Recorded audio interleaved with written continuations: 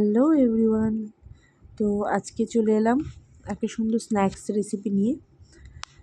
আজকে বানাচ্ছিলাম fish finger বলো, ফিশ কাটলেট, ওই যাই হোক, শেপটা অত ভালো করে দিতে পারিনি।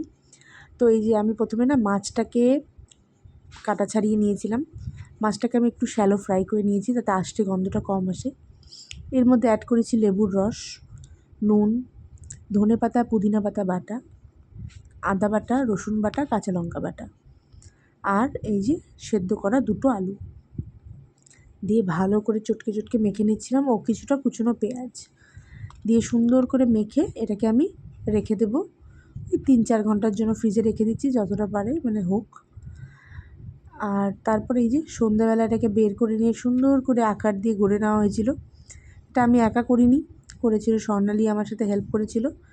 প্রথমে এটাকে ডিমে কোট করে নিয়ে তারপর এটাকে আমরা বিস্কিটের গুঁড়োতে, আগে প্রথমে দিচ্ছিলাম কর্নফ্লাওয়ারে, তারপর কর্নফ্লাওয়ার দেওয়ার পর তারপর বিস্কিটের গুঁড়োতে করে ফ্রাই করছিলাম। তো কিছুটা এরকম হয়েছিল দেখতে, কিন্তু খেতে খুব ভালো হয়েছিল। ভালো লাগে, ট্রাই করো একদিন।